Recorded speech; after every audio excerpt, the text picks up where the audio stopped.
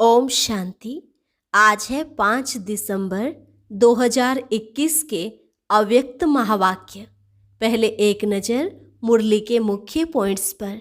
बाप दादा ने कहा, प्रसन्नता ब्राह्मण जीवन का विशेष आधार है। इसमें 2 प्रकार के बच्चे हैं।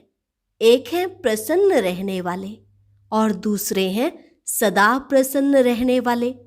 प्रसन्नता भी 3 प्रकार की है, स्वयं से प्रसन्न, दूसरों द्वारा प्रसन्न और सेवा द्वारा प्रसन्न। अगर तीनों में प्रसन्न है तो बाप दादा को स्वतः ही प्रसन्न किया हुआ है, और जिस आत्मा के ऊपर बाप प्रसन्न है वह सदा सफलता मूर्त है। बाप ने तो हर बच्चे को फुल वर्षे का अधिकारी बनाया है, लेकिन कई बच्चे बाप द्वारा जो प्राप्तियां हुई हैं उनको स्वयं में समा नहीं सकते। बाप से मिले खजाने व प्राप्तियां तो सबके पास हैं, लेकिन समय पर यूज करना नहीं आता, इसलिए सफलता की मंजिल पर नहीं पहुंच पाते। जब समय की गाड़ी निकल जाती है फिर स्वयं से ही दिल शिकस्त हो जाते हैं, और दिल शिकस्त कभी भी प्रसन्न नहीं रह सकते। फिर बाबा ने कहा, प्रसन्न रहने के लिए सदा एक बात बुद्धि में याद रखो।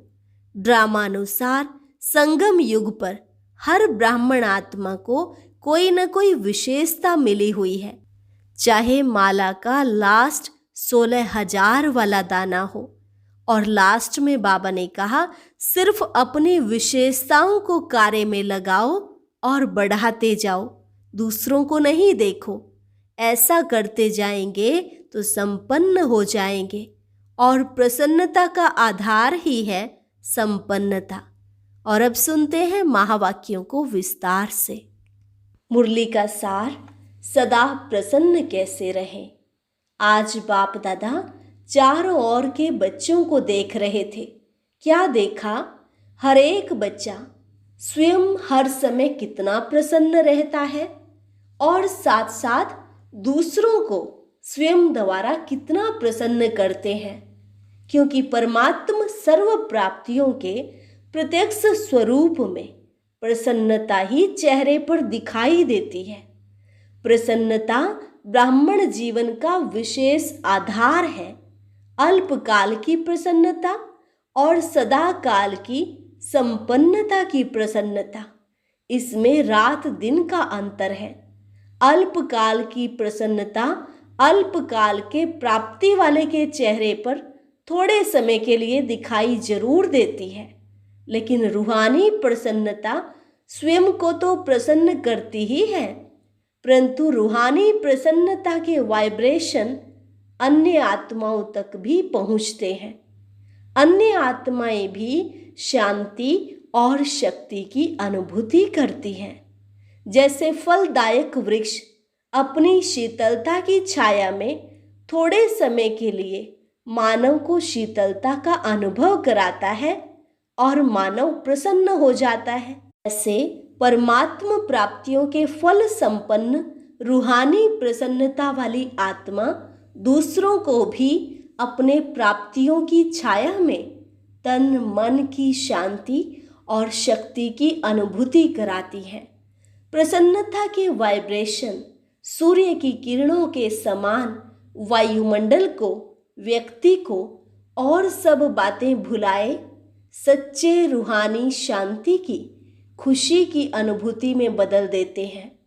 वर्तमान समय की अज्ञानी आत्माएं अपने जीवन में बहुत खर्चा करके भी प्रसन्नता में रहना चाहती है। आप लोगों ने क्या खर्च किया? बिना पैसे खर्च करते भी सदा प्रसन्न रहने वाले हो ना, व औरों की मदद से प्रसन्न रहते हो। बाप दादा बच्चों का चार्ट चेक कर रहे थे। क्या देखा?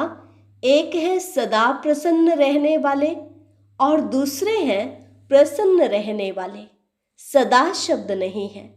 प्रसन्नता भी 3 प्रकार की देखी, स्वयं से प्रसन्न, दूसरों द्वारा प्रसन्न, सेवा द्वारा प्रसन्न। अगर तीनों में प्रसन्न है तो बाप दादा को स्वतः ही प्रसन्न किया है।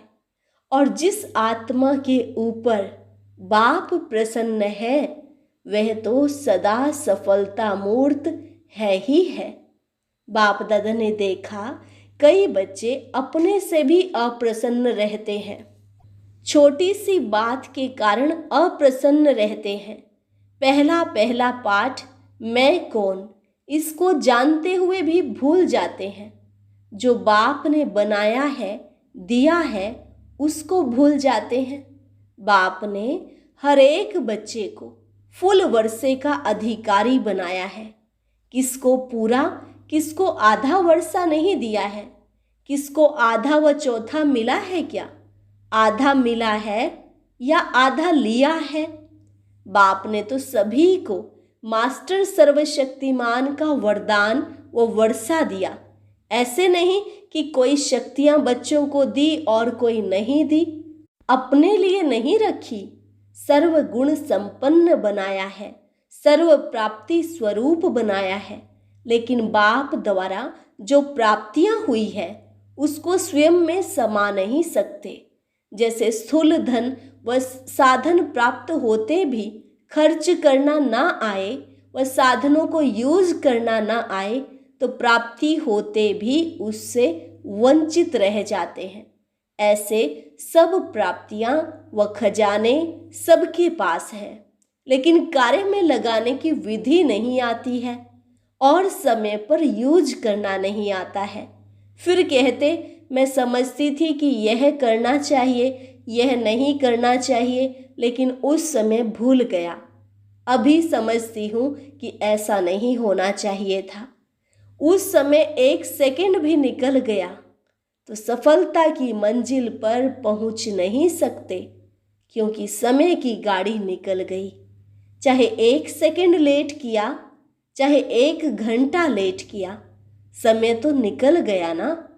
और जब समय की गाड़ी निकल जाती है तो फिर स्वयं से दिल शिकस्त हो जाते हैं और अप्रसन्नता के संस्कार इमर्ज हो जाते हैं।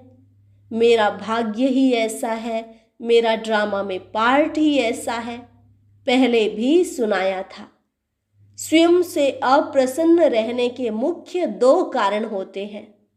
एक दिल शिकस्त होना और दूसरा कारण होता है दूसरों की विशेषता, भाग्य व पार्ट को देख ईर्ष्या उत्पन्न होना। हिम्मत कम होती है, ईर्ष्या ज़्यादा होती है। दिल शिकस्त भी कभी प्रसन्न नहीं रह सकता और ईर्ष्या वाला भी कभी प्रसन्न नहीं रह सकता, क्योंकि दोनों हिसाब से ऐसी आत्माओं की इच्छा कभी पूर्ण नहीं होती और इच्छाएं अच्छा बनने नहीं देती, इसलिए प्रसन्न नहीं रहते। प्रसन्न रहने के लिए सदा एक बात बुद्धि में रखो कि ड्रामा के नियम प्रमाण संगम युग पर हर एक ब्राह्मण आत्मा को कोई न कोई विशेषता मिली हुई है। चाहे माला का लास्ट 16,000 वाला दाना हो, उसको भी कोई न कोई विशेषता मिली हुई है। उनसे भी आगे चलो, 9 लाख जो गाए हुए हैं उन्हें भी कोई न कोई विशेषता मिली हुई है। अपनी विशेषता को पहले पहचानो। अभी तो 9 लाख तक पहुँचे ही नहीं हो, तो ब्राह्मण जन्म के भाग्य की विशेषता को पहचानो और कार्य में लगाओ। सिर्फ दूसरे की विशेषता को देख करके दिल शिकस्त व ईर्ष्या में नहीं आओ, लेकिन अपनी विशेषता को कार्य में लगाने से एक विशेषता फिर और विशेषताओं को लाएगी। एक के आगे बिंदी लगती जाएगी तो कितने हो जाएंगे? एक को एक बिंदी लगाओ तो 10 बन जाता, और दूसरी बिंदी लगाओ तो 100 बन जाएगा, तीसरी लगाओ तो 1000। ये हिसाब तो आता है ना। कार्य में लगाना अर्थात बढ़ना। दूसरों को नहीं देखो, अपनी विशेषता को कार्य में लगाओ। जैसे देखो, बाप दादा सदा भोली भंडारी, भोली दादी का मिसाल देते हैं। महारथियों का नाम कभी आएगा लेकिन इनका नाम आता है। जो विशेषता थी वह कार्य में लगाई। चाहे भंडारा ही संभालती है, लेकिन विशेषता को कार्य में लगाने से विशेष आत्माओं की मिसल गाई जाती है। सभी मधुबन का वर्णन करते तो दादियों की भी बातें सुनाएंगे तो भोले की भी सुनाएंगे। भाषण तो नहीं करती, लेकिन विशेषता को कार्य में लगाने से स्वयं भी विशेष बन गई। दूसरे भी विशेष नज़र से देखते तो प्रसन्न रहने के लिए क्या करेंगे? विशेषता को कार्य में लगाओ तो वृद्धि हो जाएगी, और जब सर्व आ गया तो संपन्न हो जाएंगे। और प्रसन्नता का आधार ही है संपन्नता।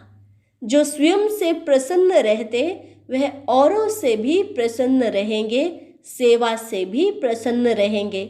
जो भी सेवा मिलेगी उसमें औरों को प्रसन्न कर सेवा में नंबर आगे ले लेंगे। सबसे बड़े से बड़ी सेवा आपकी प्रसन्न मूर्त करेगी। तो सुना, क्या चार्ट देखा? अच्छा, टीचर्स को आगे बैठने का भाग्य मिला है, क्योंकि पंडा बनकर आती हैं तो मेहनत बहुत करती हैं। एक को सुख धाम से बुलाएंगे तो दूसरे को विशाल भवन से बुलाएंगे। एक्सरसाइज अच्छी हो जाती है। सेंटर पर तो पैदल करती नहीं हो। जब शुरू में सेवा आरंभ की तो पैदल जाती थी ना। आपकी बड़ी दादियाँ भी पैदल जाती थी। सामान का थैला हाथ में उठाया और पैदल चली। आजकल तो आप सब बने बनाए पर आए हो, तो लक्की हो ना। बने बनाए सेंटर मिल गए हैं, अपने मकान हो गए हैं। पहले तो जमुना घाट पर रही थी। एक ही कमरा रात को सोने का, दिन को सेवा का होता था। लेकिन खुशी खुशी से जो त्याग किया उसी के भाग्य का फल अभी खा रही हो। आप फल खाने के टाइम पर आई हो। बोया इन्होंने, आप खा रही हो। फल खाना तो बहुत सहज है ना। अब ऐसे फल स्वरूप क्वालिटी को निकालो, समझा? क्वांटिटी तो है ही, संख्या तो है ही, और यह भी चाहिए। 9 लाख तो जाना है तो क्वांटिटी और क्वालिटी दोनों चाहिए। लेकिन 16,000 की पक्की माला तो तैयार करो। अभी क्वालिटी की सेवा पर विशेष अंडरलाइन करो। हर ग्रुप में टीचर्स भी आती, कुमारियाँ भी आती हैं, लेकिन निकलती नहीं है। मधुबन अच्छा लगता है, बाप से प्यार भी है, लेकिन समर्पण होने में सोचती हैं। जो स्वयं ऑफर करता है वह निर्विघ्न चलता है, और जो कहने से चलता है वह रुकता है फिर चलता है। वह बार बार आपको ही कहेंगे, हमने तो पहले ही कहा था सरेंडर नहीं होना चाहिए। कोई कोई सोचती हैं इससे तो बाहर रहकर सेवा करें तो अच्छा है। लेकिन बाहर रहकर सेवा करना और त्याग करके सेवा करना, इसमें अंतर जरूर है। जो समर्पण के महत्व को जानती हैं वह सदा ही अपने को कई बातों से किनारे हो आराम से आ गए हैं, कई मेहनत से छूट गए। तो टीचर्स अपने महत्व को अच्छी रीति जानती हो। नौकरी और यह सेवा, दोनों काम करने वाले अच्छे व एक काम करने वाले अच्छे। उन्हों को फिर भी डबल पार्ट बजाना पड़ता है। भले निर्बंधन है, फिर भी डबल पार्ट तो है ना। आपका तो एक ही पार्ट है। प्रवृत्ति वालों को 3 पार्ट बजाना पड़ता, एक पढ़ाई का, दूसरा सेवा का, और साथ साथ प्रवृत्ति को पालने का। आप तो सब बातों से छूट गई। अच्छा, सर्व सदा प्रसन्नता की विशेषता संपन्न श्रेष्ठ आत्माएं, सदा अपनी विशेषता को पहचान कार्य में लगाने वाली सेंसिबल और इसेंसफुल आत्माओं को सदा प्रसन्न रहने वाले, प्रसन्न करने की श्रेष्ठता वाली महान आत्माओं को बाप दादा का याद प्यार और नमस्ते। रूहानी बच्चों की रूहानी बाप दादा को नमस्ते नमस्ते, गुड मॉर्निंग। आगरा और राजस्थान ग्रुप बाप दादा ने कहा, सदा अपने को अकाल तख्त नशीन श्रेष्ठ आत्मा समझते हो। आत्मा अकाल है तो उसका तख्त भी अकाल तख्त हो गया ना। इस तख्त पर बैठकर आत्मा कितना कार्य करती है। तख्त नशीन आत्मा हूँ। इस स्मृति से स्वराज्य की स्मृति स्वतः आती है।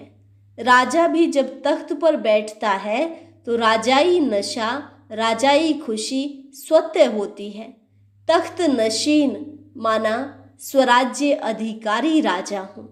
इस स्मृति से सभी कर्मेंद्रियां स्वतः ही ऑर्डर पर चलेंगी। जो अकाल तख्त नशीन समझ कर चलते हैं उनके लिए बाप का भी दिल तख्त है, क्योंकि आत्मा समझने से बाप ही याद आता है।